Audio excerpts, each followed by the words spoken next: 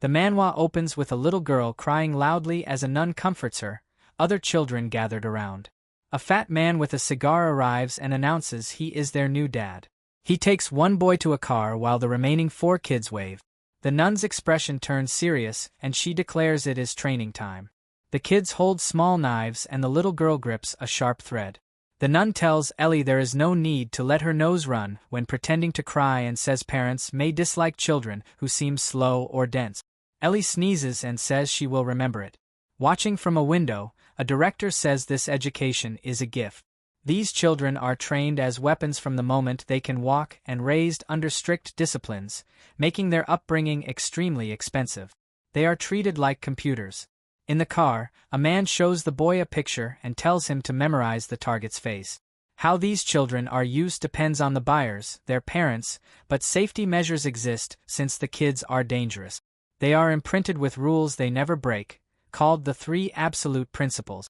The director raises 3 fingers and says the principles ensure buyers can control the kid. In the car, as the man shows the photo again, the kid says a car is following them. The man yells at him to shut up and memorize the target, and the kid says the order is received. The first rule is that the parents' words are absolute. A car suddenly slams into them, sending their vehicle spinning. The fat man dies but the kid survives. The second rule is that kids cannot use their power without permission. The boy checks his father's pulse as 2 men step out of the other car and point guns at them.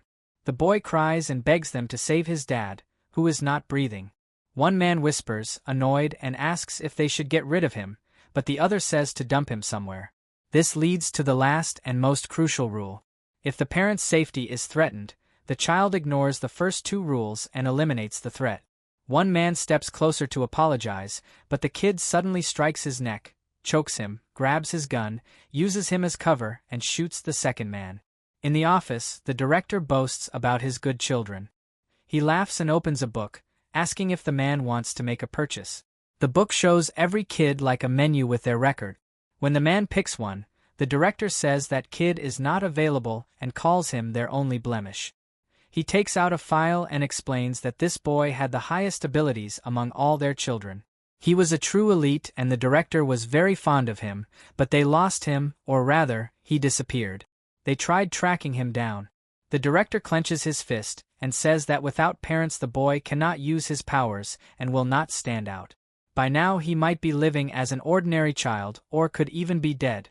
The scene shifts to a street where a kid crosses a zebra crossing, then in an alley he is beaten by other boys. A bully taunts him and says his name, Hyunho. Hyunho bites his lip and turns around, saying he did not say fuck. He said 15, since the punch felt like 15 points.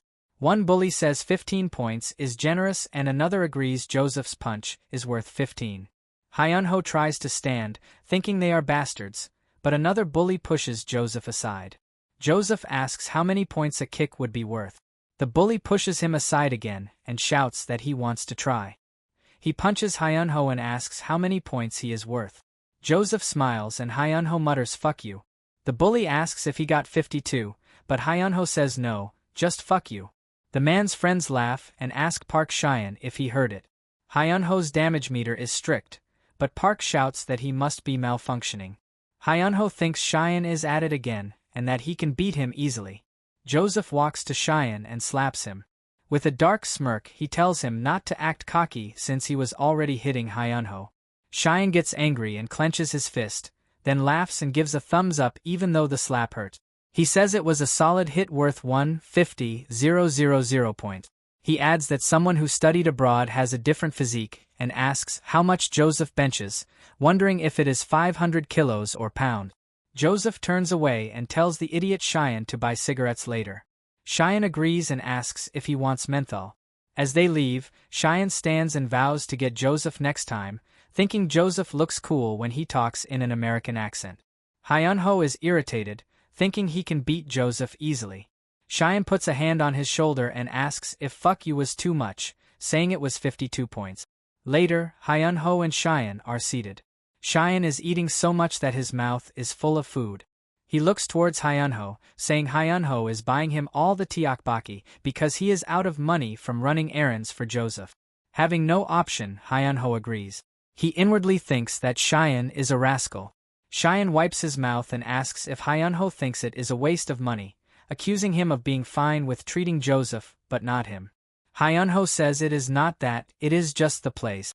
Cheyenne is confused, pointing out that the shop has the same name as him, Hyunho's snack shop, which he does not find fascinating. Hyunho gets irritated and explains that it is his mom's shop. The woman at the counter serves food, telling Hyunho's friends to eat all they want and offering them fish cakes. Cheyenne, while still eating, realizes his mom is the owner and that is why it is named after him. Hyunho confirms it is his mom's shop. He thinks that he has managed to hide the shop until now, and he cannot believe he has been caught by someone like Cheyenne. Cheyenne licks his lips, saying that if that is the case, he cannot act like a stranger. Hyunho wonders what Cheyenne is planning to do with his mom. Hyunho holds his pen tightly, thinking that messing with his mom is crossing the line. But Cheyenne just says, "Auntie." Hyunho is ready with his pen and even raises his hand. Cheyenne simply bows, apologizing for not greeting her earlier. He introduces himself as Hyunho's friend, Park Cheyenne, and comments that the shop name is unique. Hyunho is stunned. The mom laughs, saying Hyunho always tells her not to make it obvious. Cheyenne laughs, telling Hyunho that is not good because his mom works so hard for him. Hyunho thinks there is no telling what Cheyenne will do if they stay. Hyunho comes forward, telling his mom that they need to go because their friends are waiting. His mom asks if they are really leaving. She packs their food in a bag and gives it to them, asking Cheyenne how many friends are waiting. She says she packs some tteokbokki and snacks for them to share. Hyunho shouts that she does not need to do that. Cheyenne asks if it is really for free.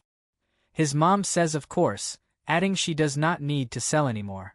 Cheyenne gets happy, asking if she is sure she wants to give all of this to them. His mom smiles, saying of course it is fine. But Hyunho is worried, thinking his mom should not do that. His mom says Hyunho friends are like her child. Cheyenne smiles and says, "Yes, auntie." But Hyunho knows they are not his friends. Cheyenne is not what his mom thinks he is. Cheyenne opens the bag, saying that they will enjoy the food. Hyunho puts his hand on Cheyenne's hand, asking Cheyenne not to tell Joseph or any of the other guys. He begs him to do this favor. Cheyenne turns around, saying sure, he will handle it. He says goodbye to the auntie. She replies, "All right, next time bring your friends too." He says he will bring his friends next time. But Hyunho is very tense. He clenches his teeth, asking his mom why she is doing this. He thinks he is so damn stupid and shouts at her. He says he told her not to act like she knows him, and asks why she is doing this. He wonders why he is yelling at his mom and why she is like this. She says she was just happy to see his friends for the first time. She apologizes to Hyunho. He thinks, why is she apologizing? She says she just wants him to get along with his friends. She apologizes again, asking him not to be mad at her. He clenches his fist, thinking she should please stop apologizing. The next day at school, what Hyunho feared happens. In front of him is a bowl full of tteokbokki, and inside it is a small cloth. Joseph pulls the cloth from the liquid. He asks Hyunho if his mom sells tteokbokki. He says he bought some, but asks what this is and why it is in the food, stating he cannot eat it. He pushes the cloth towards Hyunho's mouth, asking for a refund. He threatens to go to his mom and say he is Hyunho's friend.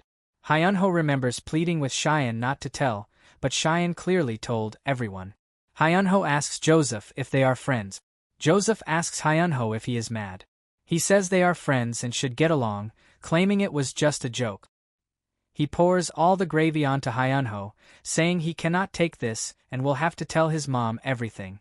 As the gravy drops from Hyunho's clothes, he clenches his pen tightly. His anger rises and he sprints towards Joseph with the pen's nib pointed outward, close to Joseph's neck. But he then remembers his mother's words, how she just wanted him to get along with his friends and asked him not to be mad. Just then Hyunho stops. He does not pierce Joseph's neck with the pen. His hand starts shaking and everyone is shocked. Joseph asks what Hyunho thinks he is doing. Joseph's expression is dark. The door opens. The class is chattering, and police are also present. Cheyenne enters in shock, asking Hyunho what he is doing. He gets worried when he sees all the students are completely stunned. Cheyenne sits on a seat while police and higher authorities of the school are present. On the floor are Hyunho's fully bloodied glasses. On that day, Hyunho is beaten continuously for about 15 minutes. He passes out several times and regains consciousness due to the pain. Each time, he apologizes and says he is sorry, but the violence does not stop. No one intervenes to stop it. In the end, the one who puts an end to the violence is Hyunho himself, by jumping out of the window. Later, at a hideout, Joseph is smoking a cigarette and says he has a good idea about Hyunho. He tells the others to say they pushed Hyunho while playing around. One of the boys protests that they did not do anything. Joseph tells them not to be like that. He says he asked his dad and there is a good law in Korea, the Juvenile Act. Joseph holds a cigarette and a paper, explaining he was held back a year, so the act does not apply to him. He asks them to help him out by turning themselves in and telling the police they pushed Hyunho. One boy says he knows about the act but heard they could still get sued for damages. Joseph says not to worry, claiming there is a way around that. He says getting sued is not a problem as long as there is no one to file a lawsuit. He reassures them that even if they get caught, they are protected under the Juvenile Act. He then throws down a briefcase full of money. He says he is not asking them to help for free, offering a 10 million won per person deal. After they agree, Joseph asks who knows where Hyunho lives. Inside the flat, Hyunho's mother is crying and is in very bad shape. Joseph and his companions enter the building. He asks which floor it is, and his companions say it is the 5th floor. They wait for the elevator, which is stuck on the 5th floor. The boys are holding rods and baseball bat. One of them asks why the elevator is not coming. Joseph tells them to forget it and use the stairs, saying they are almost there. They ascend the stairs. As they go up, Joseph notices the elevator is stuck on the 5th floor because a fire extinguisher is wedged in the door. Joseph asks what this is. A hooded man on the stairs asks why they are so late. It is Park Cheyenne, who says they have kept him waiting. Joseph is shocked and asks Park Cheyenne what he is doing here. The other boy behind Joseph says it is perfect timing and asks Cheyenne to come with them. But Cheyenne stands up, saying he will ask 2 short questions. He asks how they know about Hyunho's snack shop, stating it is his secret spot. Joseph takes off his mask a little, saying he was curious why Cheyenne did not bring the cigarettes and was instead eating with the neighbor kids. Cheyenne cuts him off, adding that Hyunho was arguing with his mom in front of the shop because of him. He then moves to the second question, demanding to know what they are doing here. Holding the iron rod tighter, Joseph says it is obvious. He states they are here to see Hyunho's mom, who is sleeping carefree after filing a lawsuit against them. Joseph says it is perfect timing, as he has been annoyed with Cheyenne for a while. He asks if Cheyenne thought he would not notice he was only pretending to bully Hyunho while actually helping him. He says Cheyenne must have taken him for an idiot. Joseph tightens his grip on the rod. Cheyenne walks towards the fire extinguisher, picking it up and saying that is enough for him. Joseph runs towards Cheyenne, yelling at him. Cheyenne takes the pin out of the extinguisher, saying he expected this and just needed confirmation. He points the pipe at Joseph and blows it. Smoke from the fire extinguisher fills the air. The others cough and yell. Joseph shouts at his companions to get Cheyenne. As one companion moves forward, Cheyenne hits him in the face with the extinguisher, throwing him back onto Joseph. Joseph falls, pushing the man's body off him. Cheyenne continues hitting the boys with the extinguisher. Joseph stands up, shouts at Cheyenne and lands a hit, but Cheyenne blocks it. After blocking, Cheyenne throws the extinguisher at Joseph's feet. Joseph curls up, hits the ground and falls down the stairs. He shouts that his leg is broken, saying he heard a weird sound. Cheyenne descends the stairs, stating that the metatarsal bones above Joseph's cuneiform bone are broken and he will not be able to walk. Joseph looks at his feet as his shoes start to drench in blood, muttering and asking why Cheyenne is doing this. Cheyenne takes off his hood and recites the 3 principles. First, the parent's words are absolute. Second, without the parent's permission, he must not use his power. Cheyenne then punches Joseph in the face. The other boys mutter, wondering what he is talking about. Cheyenne states the third, most important one. He pulls Joseph up by the collar.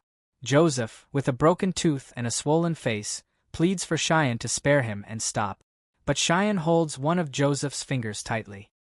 He recites the rule: in the event the parent's safety is threatened, ignore the above two principles to resolve the situation. With that, he breaks Joseph's pinky finger, and Joseph cries in pain. Cheyenne says that Haeunho's mom said Haeunho's friends are like her children. He explains that this means they threatened his mom, which means he can crush them. Cheyenne then kicks Joseph in the face again. The shouts are very loud. Inside the church, the nun enters the director's office, saying there is a call from Korea. The director asks who it is. She says it is the White Tiger workforce. He tells her to hand over the phone. He confirms he is the director. The man on the other end says he thinks they found him, the lost legend, codename Sean in Korea. It is Cheyenne. Codename Sean is the best work out of all the children made by the Dead Mansion. He is on a completely different level in all senses, including working undercover, weapon skills, and assassination. He was supposed to be sent to a Yakuza family, one of their top clients, but there was a mistake in the delivery. Instead of Japan, he was sent to Korea. The director, learning his precious asset is still alive, is overjoyed. He says it has been 5 years, and he had given up, thinking Sean was dead. The director smiles, showing his gold teeth, and orders his subordinate to find Sean no matter what. The nun, Rachel, takes out her scarf and says yes, she will start the collecting process right away. She takes off her nun dress, revealing a tight bodysuit, high heels, and guns. She says she will use force if something goes wrong. She is Rachel, a Dead Mansion trainer. The director tells her to bring Sean back without hurting him too much. He also tells her to leave her guns, calling them overboard. She is a bit sad but nonetheless puts down her guns. At Haeunho's shop, Joseph's father, Byung-woo, bows down. He introduces himself and says it is his fault for not teaching his son any better. He promises to pay for Haeunho's treatment costs and mental care. Haeunho's mother, who is cooking, ignores him. She says nothing will change because this cannot end with a simple apology. He continues bowing, and a student nearby gets irritated and moves away. Byung-woo lifts his face, saying it does not work. He turns around to leave. Haeunho's mother is confused. He takes out a handkerchief, puts it on his nose, and tells Haeunho's mother that he believes efficiency is the most important thing. Since she has no intention of negotiating, he sees no reason to waste his time, stating he has other options. He adds that this is what he specializes in. He complains that his nose is stinging from the dust and stench, wondering how she does business in such a place. He sits in his car, and as it moves, he orders his subordinate to tear the place down and raise a brand new building. He also asks about the kid's condition and if it was taken care of. The driver, who is probably Byung-woo's manager, says that Assistant O is taking care of it and should be calling in soon. Byung-woo looks out the window. In the hospital, Joseph lies on a bed. His leg is completely bent, and his face is in bad shape. As Joseph's father, Byung-woo, comes towards him, Joseph mutters about Cheyenne. He says he knew there was something about him and that Cheyenne was saying something about 3 principles engraved in him. His father asks if 3 principles is something trending among kids these days. Joseph says he does not know. His father tells him to hold on. He turns to the nurse and asks her to leave them alone for a bit, saying it will be quick. As the nurse goes outside, Joseph starts to say something about the bastard. But Byung-woo slaps Joseph, asking if he knows what makes him most mad. He says he does not care that Joseph bullied a kid, which led him to jump from the classroom. He says that if Joseph went to his house to finish things, he should have handled it cleanly. There is something odd in Byung-woo's eyes. He tells Joseph that the basic of work is to not do something twice. He says Joseph should take this chance to learn how adults handle things. Meanwhile, Cheyenne is being kicked in the chest and thrown backward. 3 muscular men are there. One man wears a glove and orders the others to get him. 2 men pick Cheyenne up. Cheyenne shouts, asking, "Master, what are you doing?" They start beating Cheyenne severely. After the beating, the man takes off his glove. He says it is not going as Cheyenne planned, unlike when he beat up 4 kids his age. He says it does not work the same way on adult. He adds that the young master became half crumpled because of Cheyenne, so Cheyenne should repent. One man holds Cheyenne's hand up, straightening it. The other man starts to stomp on Cheyenne's hand to break it, and then he does. Cheyenne's shout of pain is very loud. The men turn around, saying this is how elders deal with kids. As they are gone, Cheyenne is irritated. He repeats their words in an irritating way and calls them a dumbass. He says they cannot even tell the difference between a broken bone and a dislocated joint. Relocating his joint, Cheyenne twists his hand, saying something like this does not even come close to Rachel's punishment. He thinks that things have gotten in trouble. He cannot use his full strength without a command due to the 3 principles. He hopes this will be enough to calm things down. Cheyenne holds his bag and starts to leave the alleyway. He thinks that if this is not enough, he will have to get a new identity, which is troublesome. Just then, Hyunho's mother looks towards Cheyenne and stops him. She asks if it is him and why he looks like that. Cheyenne smiles, says hello, and thinks that things have gotten even more troublesome. Later, Cheyenne is eating food made by Hyunho's mother. She serves him more food, telling him not to be polite and to eat a lot because she is fine. He registers this as a command. He thinks that, as expected, he thinks of Hyunho's mother as his own parent. He immediately starts to eat a lot, chewing everything and drinking like crazy. Watching him, she says he will choke at that rate and tells him to drink some water. Hearing her command, he starts drinking the water, saying yes. He finishes the whole bottle and, completely full, says thank you for the food. She laughs while cutting sushi, saying it makes her happy to see him like that. Cheyenne then makes her sad by asking if Hyunho is doing better. She hesitates, then says Hyunho is fine. The doctor said the surgery went fine, and they just have to keep an eye on him. She says Hyunho is tough, so even if he is going through a hard time, he will overcome it. But she feels like she cannot do it. Her hand is shaking so much while cutting the sushi. She cries, saying she cannot do anything when her child is in such a state. She shouts that she wants to destroy everything, just like the pain in her heart. She wants to tear that guy's father into pieces. She calms herself, turns around, and apologizes to Cheyenne, saying she knows she should not be like this. But she is shocked because when she turns around, Cheyenne is not there. Meanwhile, inside a building, there is a large party. Byung-woo is standing on the gallery, raising his wine glass. He says that this ends the quarterly report for the 3rd quarter, and that they have all worked hard. His Byung-woo construction is on this stage because of all their effort. Down on the tables, all the corporate people are seated. Byung-woo continues his speech, saying they are not faltering, even when the mother company, Ju-young Construction, went under. As his speech continues, a waiter comes to a table with wine, asking a man if he would like some more. The man agrees. But the waiter, who is Cheyenne, hits the man in the face with the wine bottle. The man falls to the ground, and Cheyenne tells him to have his fill. From behind, another man shouts. Cheyenne hits him with a glass. Cheyenne throws the glasses in a way that they get stuck on the man's hand. The man is completely immobile. Cheyenne then lands a kick on his face. He starts to take down everyone one by one, using utensils like forks and knives from the table. The men start shouting. Amid all the noise, the lights in the hall brighten. The people see that several men have been taken down. They are freaking out. Cheyenne hides under a table, thinking of the dead mansion's first principle. The words of the parents are absolute. Following her command, he holds a butter knife and makes his way forward, cutting and scratching everyone in his path. He remembers the pain of Hyunho's mother's crying. He holds the butter knife tightly, thinking that she wanted to tear them apart, so he will follow the command. He takes the cloth off the table, throws it, and then throws the table onto them. He notices a butter knife coming for him from behind. He dodges it, and it hits a man in a black coat. The man who threw the knife is the same one who beat Cheyenne earlier. The man puts on his glove, saying it was not bad to dodge that. He says he is sure he broke Cheyenne's arm last time, but he will this time.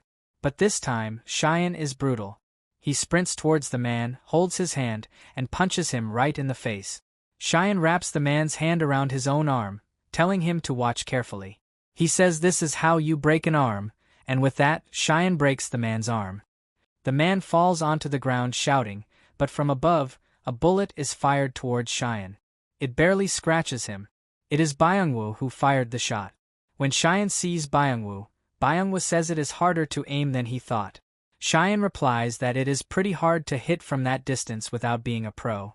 Byung-woo starts to descend the stairs, asking if Cheyenne is a pro kid since he seems knowledgeable. He mentions he heard kids in Korea have crews. Cheyenne, who has his hands raised, says he does not know about crews, but Byung-woo interrupts.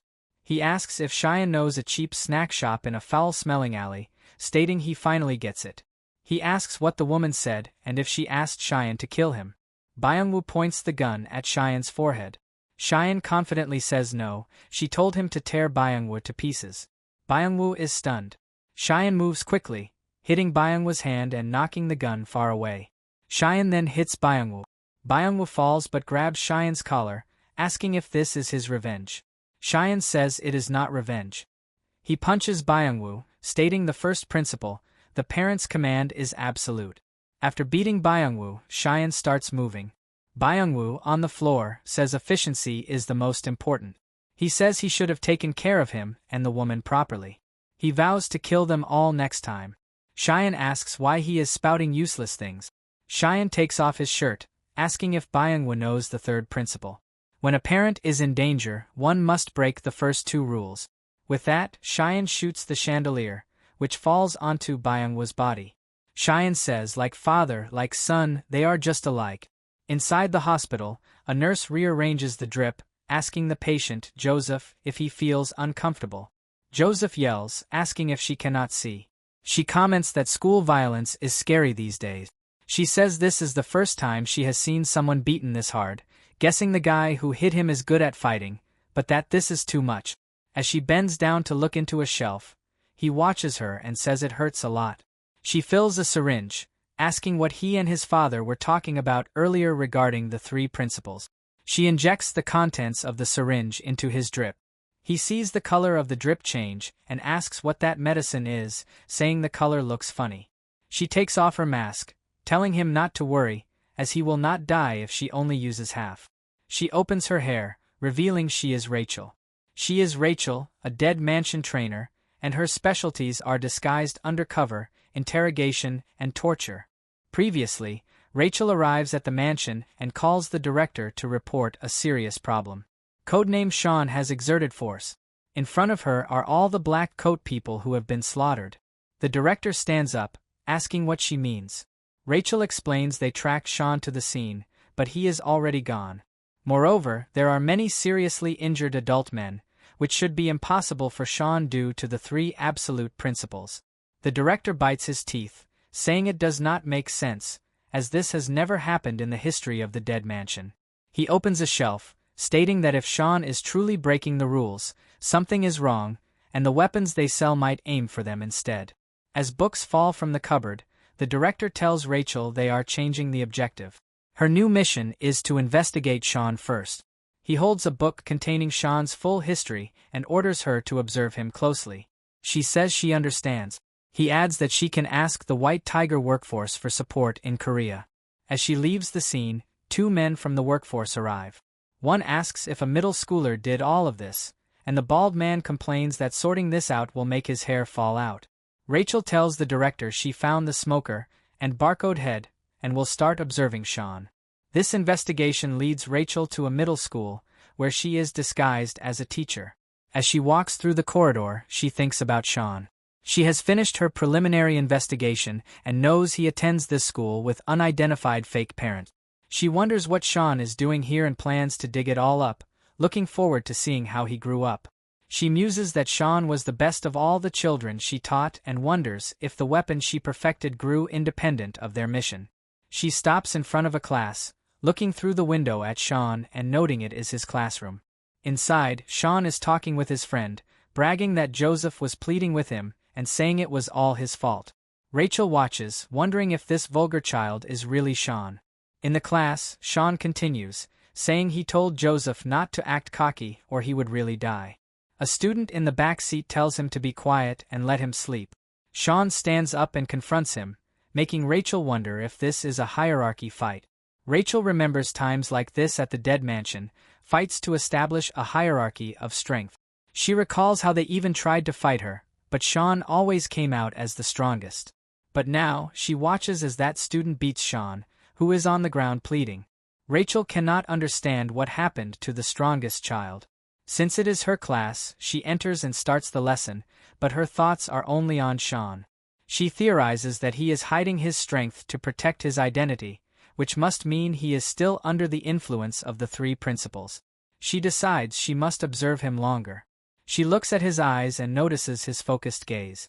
She thinks that he is different, just like at the Dead Mansion. The good kids were not only strong but also intelligent, and Sean was always the most outstanding. She believes he may hide his power, but he cannot hide his brilliance. She thinks it is troublesome that he is not concealing this, and she walks past him, only to find him making a cartoonish drawing of his fight with Joseph. Rachel hits him on the head, scolding him for drawing in class. Later, Rachel is frustrated in the staff washroom. She thinks there is no way her Sean became such a stupid kid. She rips off her wig in frustration, clenching her teeth. She thinks that his face matches, but she cannot sense any allegiance in him. She wonders if it is a coincidence, and that this immature kid is not Sean. She stands up and ties her hair, deciding on a change of plan. It is no longer about the 3 absolute principles. She must first find out if he really is codenamed Sean. To do this, she disguises herself as a student. On the street, Sean is walking, thinking that the hit from the teacher really hurt. Rachel, now in her disguise, walks next to him. She thinks that if he is not Sean, he will die by her hand. Just then, Hyunho's mother calls out from behind, saying, "Cheyenne, where are you going?" He turns around and says, "Oh, Mom." Hyunho's mom says they meet again, and that he came at the right time, asking for help carrying her things. Sean immediately sprints to her, takes the bags, and says he will carry them. She thanks Cheyenne and invites him in for tea and cookies, which he happily accepts. Rachel watches, wondering who this person is. Inside the shop, Sean eats the cookies like a wild animal. Hyunho's mom tells Cheyenne to eat slowly, and he agrees. Rachel is also there, thinking that he is here as well. She recalls that Joseph said Sean put this woman's son in a coma, yet he has this relationship with her. Rachel decides he is too vulgar and cannot be Sean, despite having the same face. Rachel tries some of the food, but it is extremely spicy. She shouts for water, her tongue out. Hyunho's mom passes her a drink, noting she cannot handle spice very well. While gulping the water, Rachel thinks this is torture, not food. Sean stands beside her, remarking that she should have eaten it slowly and calling her clumsy. Rachel wipes her lips, thinking she will definitely kill this boy. The thought of spicy food makes her remember that the real Sean could not handle it at all. She used to hold his hand. She then notices Sean eating the same spicy food, claiming it is delicious. Rachel thinks he must be holding back and finds it foolish. This realization suddenly clicks for Rachel. He is obeying her. He carried the bags, and now he is eating the spicy food, all because she told him to. Rachel understands that he is listening to everything this woman says. This should be impossible because of the 3 absolute rules, unless he was given a command. Rachel forms a hypothesis. It is possible someone ordered him to destroy Byung-ho's construction, and the only person who could have done that is this woman. The first principle states the parents' words are absolute. Rachel concludes that Sean recognizes this old woman as a parent and is listening to her orders. With that assumption, everything fits perfectly. Rachel gives cash to Hyunho's mom and asks for the bill. As the woman goes to the counter to get change, Rachel thinks there is a simple way to verify her theory. She holds a chopstick and throws it directly at Hyunho's mom. The chopstick is instantly blocked by a fork thrown by Sean. A smile appears on Rachel's face. Hyunho's mom turns around at the noise, but it is just a fallen chair. She says it scared her. When she looks back, the shop is empty. She calls out, "Cheyenne, miss, you did not take your change." Meanwhile, in a nearby alleyway, Rachel holds a chopstick and recites the Dead Mansion's 3rd principle. If there is a threat to a parent's safety, ignore the other principles and resolve the situation. She is fighting with Sean. Sean catches her hand, shouting at her to get it over with and asking if she plans to follow him all day. Rachel smiles and says, "So it was you, Sean. It has been a while." Rachel says it is still strange, asking why he is following the old woman from the snack shop like she is his parent. She notes there is no way such a shabby snack shop owner could be a client of the mansion. Sean denies knowing what she is talking about. He thinks that he did cause a big fuzz but did not expect to be found out so quickly. Rachel says whatever the case, and with that, she turns, grabs his arm, lifts him, and slams him onto the ground. She says, "Let's go back, Sean, her clients are waiting." This thought deeply disturbs Sean. He thinks about going back to that time and remembers his childhood, where he had beaten many other kids. He also has a memory of Rachel naming him Park Cheyenne, but he cannot figure out who the other woman in the memory is. Sean asks what that memory was. Rachel asks what he means. He headbutts her, breaking her nose and making it bleed. He then starts to run. Rachel mutters, "So you are not going to come back quietly." Sean runs, thinking, "Damn it, I cannot believe they sent Rachel." He also wonders who that woman in his memory was. On the other side, the director is shouting, asking Rachel what she means she lost him. Rachel, running through a crowd, apologizes and says she let her guard down. She ducks into a washroom to change her disguise, reporting that she found the old woman who is controlling him using the 3 principles. The director asks what she means. Rachel explains that from her observations, Sean seems to consider that woman his parent. The director clarifies, so Sean is following the words of an old woman he recognizes as a parent. He asks if this is possible and if the woman is intentionally using the 3 principles. Wearing a new mask, Rachel says she needs more confirmation, but so far it does not seem intentional. The director replies, "Then Rachel, let's check on the old woman first." Rachel opens the door of the washroom. Another woman is standing there, complaining about a young person cutting in line. The woman is stunned when she sees Rachel has completely disguised herself as an old woman. The director says there are 2 ways to retrieve a good child from parents, and Rachel knows the first way. Rachel goes to Hyunho's mom's shop and tells her to stay away from Cheyenne. While eating, Rachel claims she has not paid attention to Cheyenne due to business trips and that it breaks her heart he has been eating low-quality, spicy food. Hyunho's mom looks down, noting that Cheyenne cannot eat spicy food. Rachel smiles, thinking of the first method, which is to make the parent voluntarily give up ownership. She thinks the old woman should feel guilty and has no right to be Sean's parent. Rachel stands and orders Hyunho's mom to tell Cheyenne to never come back and to go home, a command Rachel believes will send Sean back to the dead mansion. As Rachel leaves, Hyunho's mom stops her and refuses. She asks if Rachel has even looked at Cheyenne's clothes or face, noting he is always messy and claims he fell, just like her Hyunho did. She says she will not let Cheyenne end up like Hyunho and will watch over him if Rachel is too busy. Furious, Rachel controls her anger. On the elevator, she calls the director, reporting that the first attempt failed because the old woman insists on her ownership. The director, wanting to solve this quietly, says it cannot be helped and orders her to proceed with the second method. This method is the parent's death, which commands the child to return to the dead mansion. Rachel agrees, changes into an armed corset, and targets the old woman for elimination. This leads her to a supermarket where Hyunho's mom is shopping. Rachel hides and presses a button, causing an explosion. As the sprinklers go off, Rachel aims her gun at the old woman, muttering that she cannot be Sean's parent. She pulls the trigger, but just before the bullet hits, Sean appears and blocks it with a frying pan. Rachel smirks. Sean says he saw it in a game and that blocking a bullet with a pan works. He throws the pan, telling Rachel that bombs and guns are over the top. Rachel tells him not to interfere, but Sean says he cannot let her hurt his mom and hits a shelf, causing it to fall. He reminds her of the 3rd principle as they begin to fight. Rachel attacks with a knife, but Sean evades, and it pierces a ketchup tin. Sean says he cannot let her leave unharmed. Rachel hits him, knocking him down and calling it a supplementary lesson. As they fight, Hyunho's mom is confused. She sees a crying kid nearby and walks over to help him, but the kid is holding a knife. It is clear he is another dead mansion child.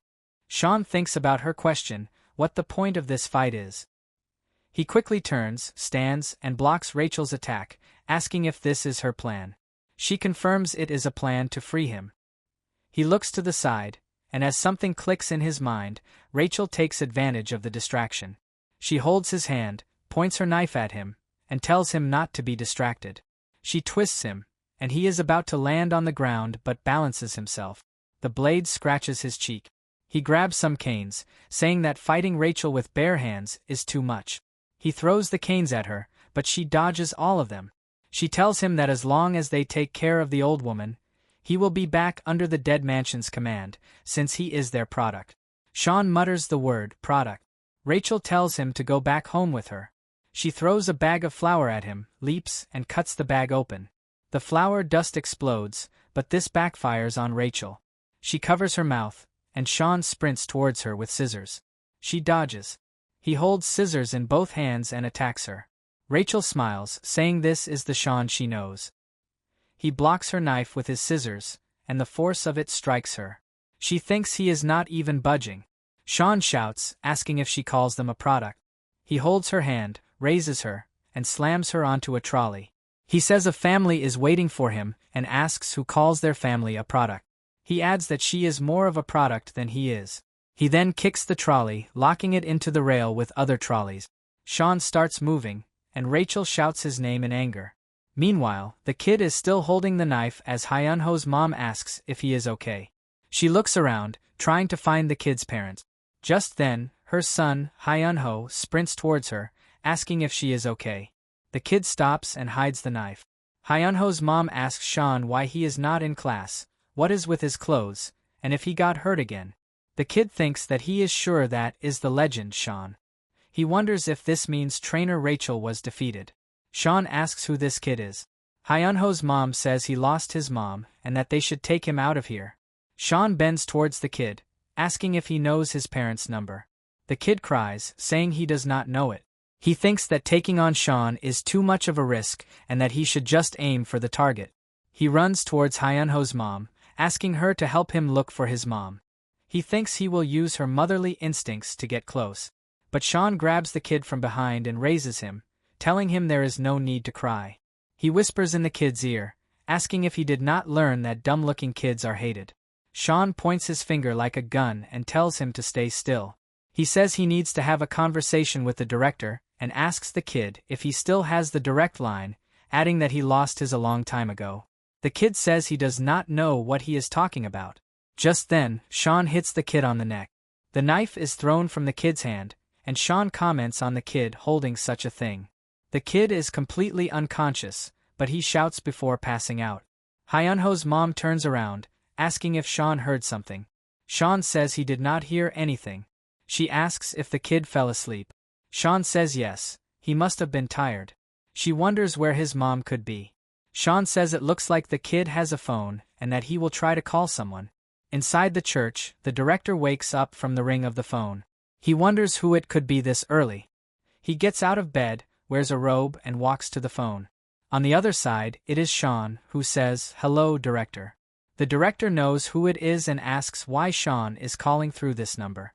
Sean tells the director he must have sent a huge present, asking if he thought he could be caught with just Rachel and some kid. The director states that Rachel and Eugene lost. Sean asks what is with that reaction, saying it hurts his pride and that the result will be the same no matter who is sent. The director smirks, saying he thought Sean would run and asks if he plans to fight the dead mansion. Sean says running is not funny. He recites the third principle, that if a parent's safety is threatened, he must resolve the situation. He declares he will consider the dead mansion a threat and break through. The director falls to the ground laughing, calling Sean pure and beautiful. He agrees to a deal. If Sean sends Eugene back, they will not touch the old woman. Sean agrees, telling him to have Rachel come alone in 1 hour. The director smirks at how pure Sean is, calling him his treasure. After the call, Sean walks over to Eugene and pokes him awake. Eugene stands and fumbles for his knife, but Sean tells him not to bother, as he took it long ago. He tells him to sit and eat. Eugene looks at the food, asking who would eat it, but his mouth starts watering. Later, Eugene and Sean walk through the street. Sean asks if the food was good. Eugene denies it, but Sean laughs, pointing out he ate everything. Eugene smiles. Sean then says she is here. Rachel is standing above a set of stairs and angrily calls for Eugene. He says yes and starts walking towards her. Sean extends his hand, offering Rachel a bag of food. He says Eugene seemed to like it. Rachel tells Sean he is relaxed and that she has not given up on him, vowing to visit again. Sean replies that Eugene is at an age where he should be eating. Rachel ignores him and scolds Eugene, saying things would be easier if he had taken care of the old woman. Eugene mutters that he is sorry. Rachel tells him he will be disposed of, saying they should have gotten rid of useless kids long ago. As Sean is moving away, he hears this and stops. Eugene's whole body rumbles. Sean starts walking back towards them, ascending the stairs. He holds out the bag and asks Eugene one last time if the food really did not taste good. Eugene turns around, his face covered in tears, and says it was good. Sean says, right, Hyunho's place is really good. He tells Eugene they should go back to Hyunho's snack shop.